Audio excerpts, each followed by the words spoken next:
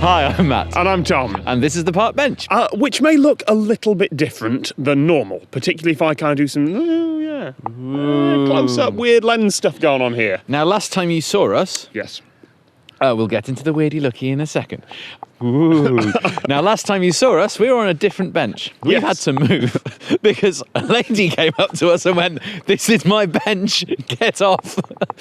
We were in a public place. If you didn't see the end of the live stream, that is, as someone put it on Twitter, the most Monty Python-esque ending to a park bench, literally having someone burst in who is not a main character and tell everyone that this is far too silly and we have to leave. So we've moved back to a different bench. We've moved because this bench in this public park was hers. So, the weird lensing. I have moved to GoPro 5s. Ooh. Oh, yes. Upgrade. Yes. And the short version of the review, because Matt has not yet, I've set the camera up today. My other GoPro 5's in this hand little case here.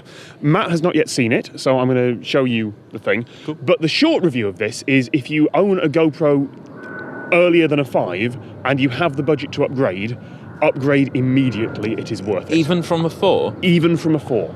I've seen another review and they said from a 4 don't bother. Interesting. Let me explain why.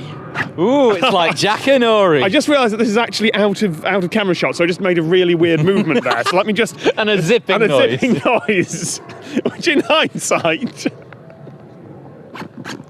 There we go. Right. GoPro 5. So I'm also going to get another camera shot of you looking at the GoPro because that's a central thing. But I don't have a third GoPro, so that's just with the iPhone. So I want to open these.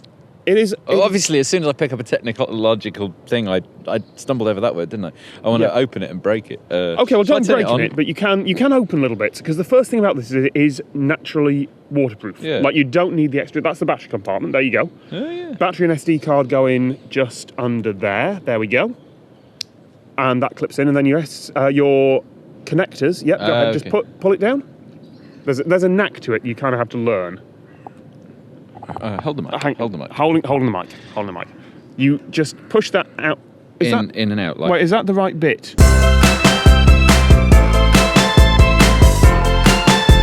There's USB-C and HDMI out. USB-C? USB-C.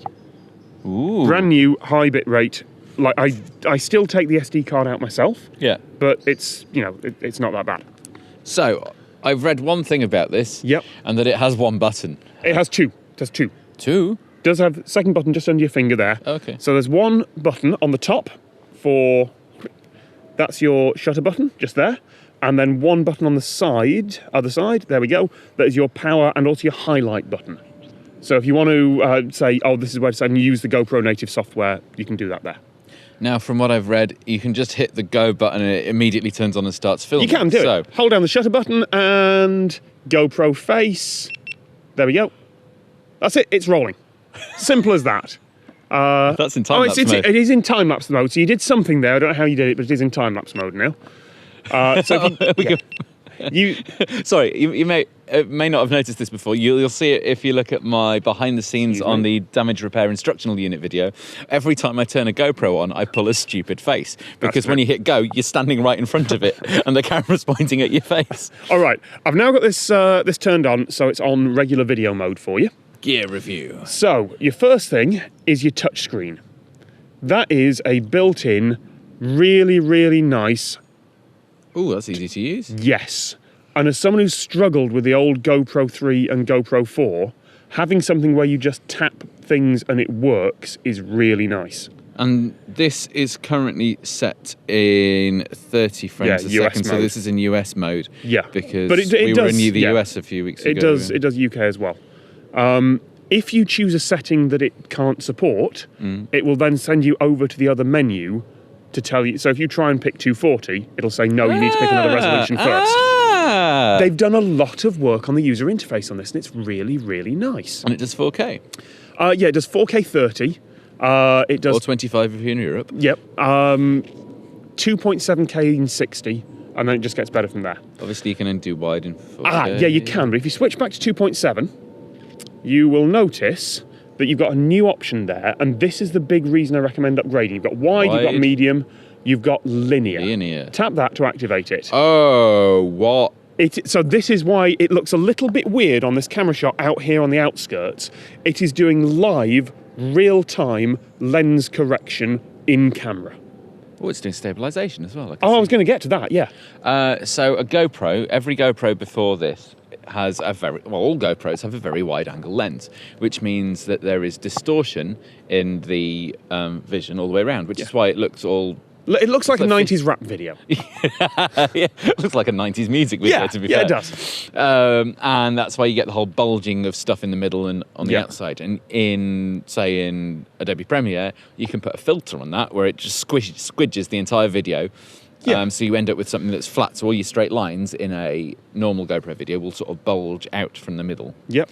Whereas when you've maths. done... Yeah, it does maths. And if you put it in Premiere, that takes ages. Yes. Like, you can do all the colour correction you want, and it'll do it like that.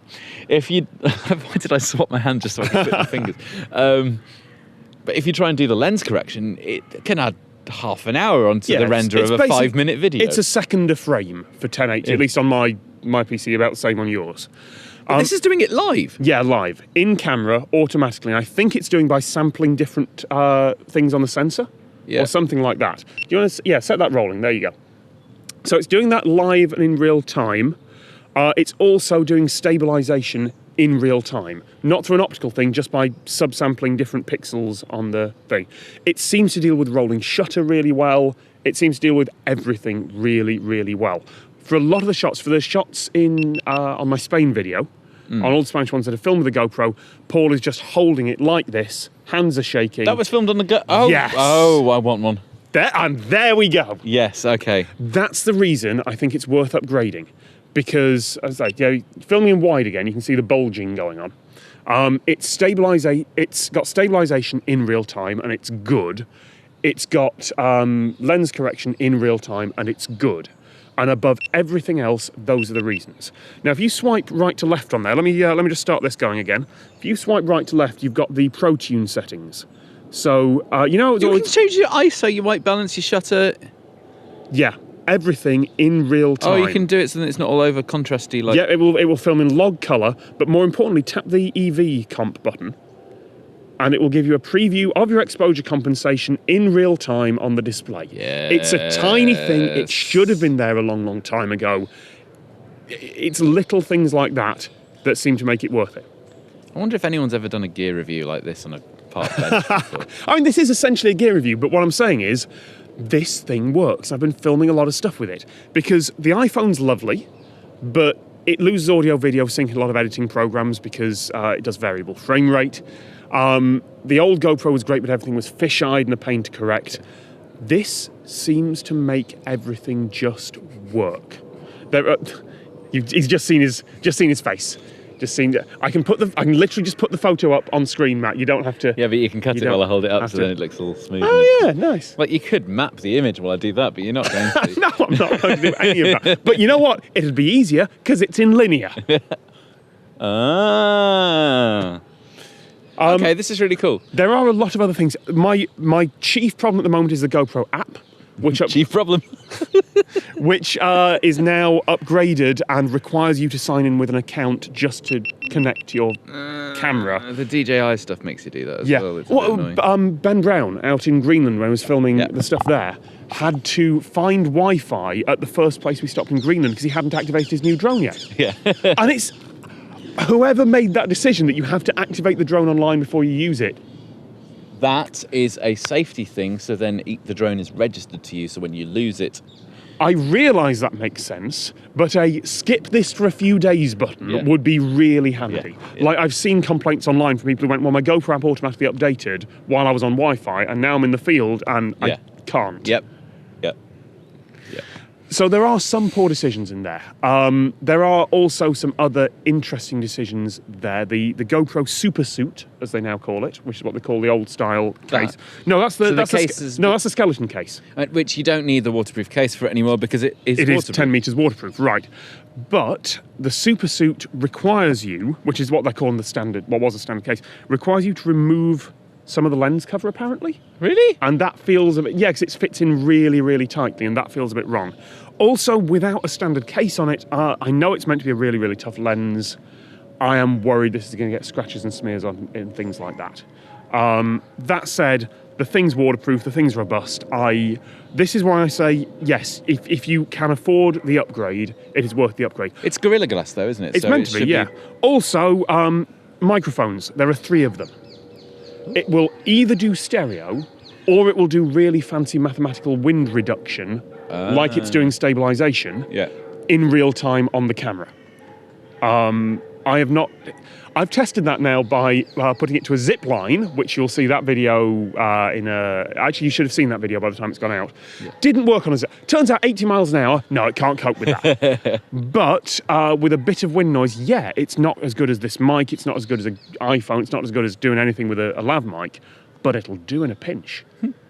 So yeah, between the stabilization, the linear mode, and the audio wind reduction, that would be enough. The fact that the user interface is better as well, and the fact that it's a little bit cheaper than the old GoPro 4 top model, it's not even a difficult decision. So this means that, okay, they've also released a handheld gimbal thing. Yeah, that's out. That will be out by the time you guys see this video. I think. They've released a drone, and the drone and the gimbal don't come with a camera. You just put your GoPro in it. Yeah. And I'll talk about the drone in a second. The handheld gimbal thing, I've got a DJI Osmo. Yes. And that is a 4K camera with a gimbal on it. Yeah. So then it rolls to account for any rolling movements you do. Yeah, that was our other gear review. Yeah, we can link to that. It basically can't do that kind of movement and that kind of Sorry, movement. what kind of movement there, Matt? Uppy downy movement and lefty righty movement. It was the hand gesture I was worried about. I did the hand gesture last time as well. But the fact that that's got a stabilisation built in, image stabilisation, then that can deal with the uppy downy as well as the rotating. The calmer grip, it's called, and it won't be as good as having a full-on thing. But I'm going to buy one of those because it means. So we actually had a rejected video. I'll talk about that on the bench at some point from Spain. There's one I've filmed I can't use, and there's a number of reasons. But the one is that I trust the stabilisation too much, because it's not Osmo equivalent on this. Yeah. Because it's not meant to be. Because it's not mechanical. It takes out the little things, but if you have something that's rotating a bit, then it's going to stay rotating because that's what action cameras are meant to do. Yeah. So this with a calmer grip is going to be my go-to camera for everything now. Cool. It's lovely. I really like it. I haven't really got much of a bad word to say about it. They also do a drone. Yeah. Which you clip that into the Karma, shove the Karma inside the drone, which is also called a Karma, and then you can fly your GoPro around. I haven't seen much footage of that yet, so I can't really comment on it. I've looked at that, and I've looked at the Mavic, which is DJI's one, and I've gone, it's not quite easy enough for me yet. Aside from the fact that you need a drone license to use footage within the UK, what I want is a drone where I can essentially go out the box, beep, throw, and it's going to go and do a thing. And we're probably still 3 or 4 years away from that. And there's one at the moment. I think I saw a video and tested about it. It starts. Can you hold the mic? Yep. It's that shape. With like a little control panel and battery across the top. You fold it out. As soon as you fold it out, it turns on. That's the Mavic, isn't it? That's that's a new one. It is a book shape. Wow. You fold it out. It doesn't have any propellers. It's like it has propellers, but you can't get to them. And then I think you just turn it on and then go like that, and it stays there. Yes, but it doesn't have a gimbal. Its image quality is a bit. Yeah, it's this thing. We're 5 years away from having a drone where I'm going to go, and we've got a shot. And they will have legislated against it by that point. Yes, because everyone will have one, and they will be chucking them everywhere without due regard. Yeah. GoPro's good though. Yes. And if you've come to this video just wanting to see about the GoPro and have never seen one of our videos before, well done for getting to the end. This is our rambly channel where we talk a lot. So sorry for not getting to the review from the beginning. I hate review channels that don't get to the point. And that's exactly what we've just done. But we're not a review channel. We're 2 blokes talking on a bench. Bye.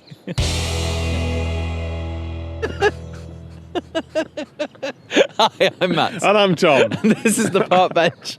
We normally try and make it of the laps, and then it starts a bit upbeat, as we've mentioned before. But that's quite a good one. Done that a little bit more than usual.